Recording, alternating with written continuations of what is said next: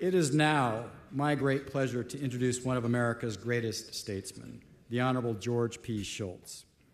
Our President, Josette Sheeran, was unable to make it tonight, and so I have asked and was very delighted when Orville Schell stepped up and we'll have a conversation, a keynote conversation. But as Mr. Shultz and Orville come to the stage, I'd like to give a brief biography of one of America's most remarkable individuals. A native of New York, Mr. Shultz graduated from Princeton University in 1942. He's been a Marine. He has a PhD from MIT. I have not been a Marine. I am a Marine. Oh.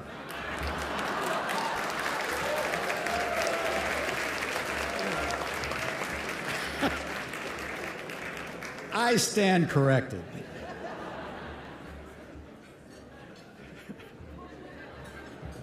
Should I start over again, or can I start from there? Well, let's see. Since you're always a Marine, I can't start from that as a point. So I'll just start with your PhD from MIT. He was Dean of the University of Chicago Graduate School of Business, where he met Jack, and has served as the Secretary of Labor, the Director of the Office of Management and Budget, the Secretary of the Treasury, and he was Secretary of State from 1981 to 1988 when I first met him. And I have to say, every time I go to Mr. Shultz's office, I say to him, which chair should I sit in? Can I be the Secretary of Labor today, the Secretary of the Treasury, or Secretary of State? But he is now, in 1989, he received the Presidential Medal of Freedom, the nation's highest civilian honor. He is now the Thomas W. and Susan Ford Distinguished Fellow at the Hoover Institution at Stanford University, and he has a book, his most recent book is Learning from Experience, which was published in 2016. And again, he'll be in conversation with Orville Schell, the Arthur Ross Director of the Asia Society Center on U.S.-China Relations. So, over to you, Orville.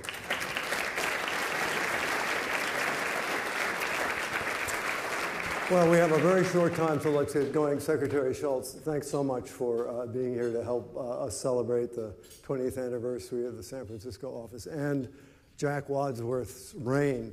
Let me tell you something about Jack Wadsworth. Please. I was dean at the University of Chicago. He was a terrifically difficult student. He wouldn't take a class and a Nobel laureate was teaching it. Had to be prized to make the cut. So I had Milton Friedman, George Stigler, Mert Miller. And then he looked around at the other students and he had the same thing. So Gene Fama qualified. He became a Nobel laureate. The guy is insistent on high quality all the time. Well, so then he went out to Morgan Stanley. He won another Nobel Prize that made the Nobel laureates prizes look like peanuts. Well, good work, Jack. So you came to Asia very early in your life, did you not, as a Marine? I came to Asia as a Marine in World War II, and it was kind of interesting because we said to ourselves, don't ever underestimate the quality and capacity of your adversary. The Marines, we didn't hate the Japanese. We wanted to beat them, and finally we did. But we respected them because they were good, tough fighters. Now, we chatted a bit before, and I take it that you feel that there's maybe a lesson there for how we ought to deport ourselves in relationship to Asia today. Well, there's a lot to respect about the Asia-Pacific people. I've traveled over there. I think my first civilian trip over there was when I was Secretary of Treasury. That's when I met Lee Kuan Yew, one of the most gifted people I ever met. Fantastic guy. Then there was Yaqub Khan in Pakistan. If I talked to Lee Kuan Yew, Harry Lee, and Yaqub Khan, I said, that's enough. I've learned about the world right there. Then we had Deng Xiaoping in China, and Mu Chi-chen, my counterpart, and we had Nakasone in Japan. These are high-quality people. So what was your reaction? I mean, you were in the Nixon administration. When you first heard that President Nixon and Henry Kissinger were going to go to China and try to change the game, what was your response? Well, I thought it was a terrific thing and breathtaking. Actually, before that, when I became director of the budget, President Nixon said, I'm sending you to Asia. I said, me? Why me?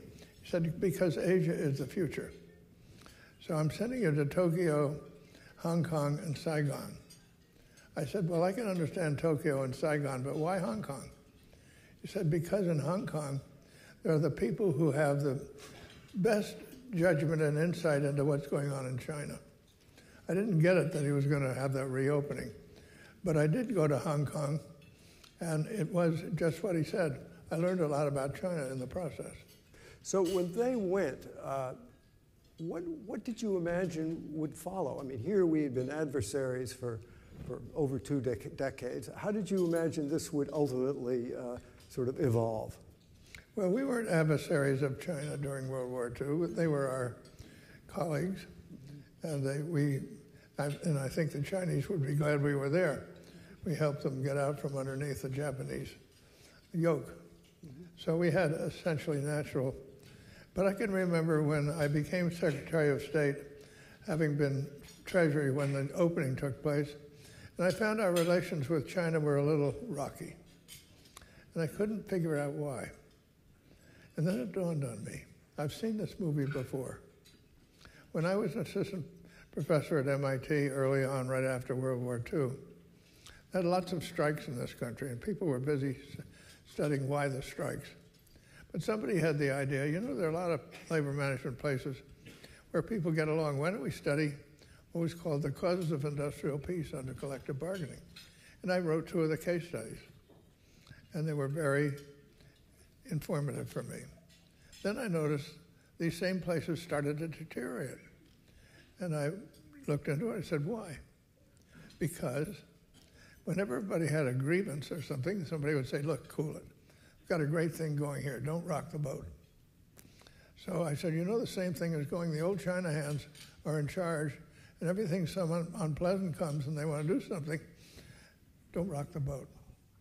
So pretty soon, the good relationship isn't serving the interests of the party. So I said to myself, I had a trip, and I went over to Deng Xiaoping and Wu Chi-chen, and I said, you put on the table everything you want to talk about. I'll put on the table everything I want to talk about. We'll make an agenda out of that. I'll agree to come here at least once a year. Wu Chi-chen, you agree to come to the U.S. at least once a year.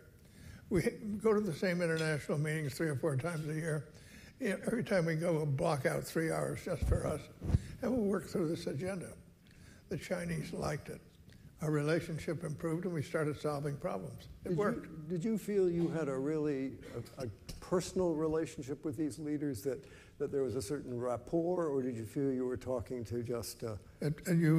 I think that in diplomacy, you have to develop a friendly relationship of trust. Trust is the coin of the realm. And that means you can have candid discussions, and they know you're not going to go blurb everything to the press. It's just between you, and you trust each other. And I had that with the Chinese leadership. At one point, I said to Wu Chi-chen, I said, when I come here, you put me up in the state guest house. We have meetings in the Great Hall, and I go back and forth. I said, I know China is a great country, but as far as I'm concerned, it's 2 buildings and a road. So he said, okay. So I took a 1-week trip. My wife and I took a 1-week trip around China with a member of the Politburo. Man, do you get treated well. So we went to various places around, but I remember we went to Shenzhen. That was very early. There is a big piece of acreage, I think it's an acre or 2. It's a replica of China. You could walk around China. And then these buildings up above. I said, what are the buildings? He said, those are Chinese chefs.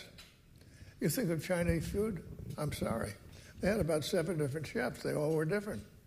So all of a sudden, it hit me what Deng Xiaoping had kept telling me. China has great diversity. And it needs a central place to hold it together, but the diversity is there. So if you look at sort of the arc of our relationships with Asia and China, do you think the trust quotient has been growing or diminishing? I think it's been growing pretty well until recently, and it's gone downhill. But I would like to ask you why you think that is so.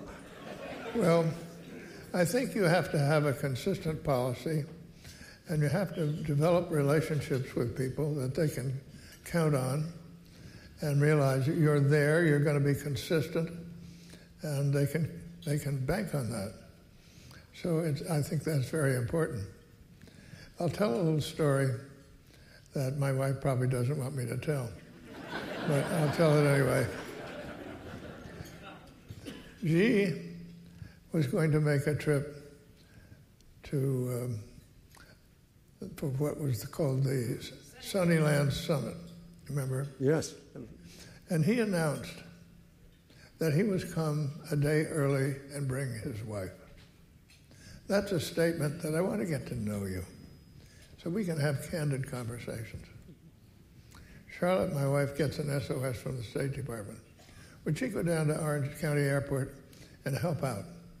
She gets down there and she finds there is no high federal official there to meet the incoming president of China. And the First Lady sends word that she can't come at all because it's the birthday of one of her children, which turned out to be the following week. So Charlotte puts in a SOS to Jerry Brown. Jerry comes, and so somebody's there. The leader of China cools his heels. Charlotte entertains the First Lady. I said, what's she like? Oh, she's a beautiful woman, very stylish, interested in everything. She has an operatic quality voice, so she have to keep her stage appearances down or she'd be more popular than her husband, but a winner. So this is not only a missed opportunity, this is an insult. And you pay when you insult the Chinese, like anybody, but particularly the Chinese.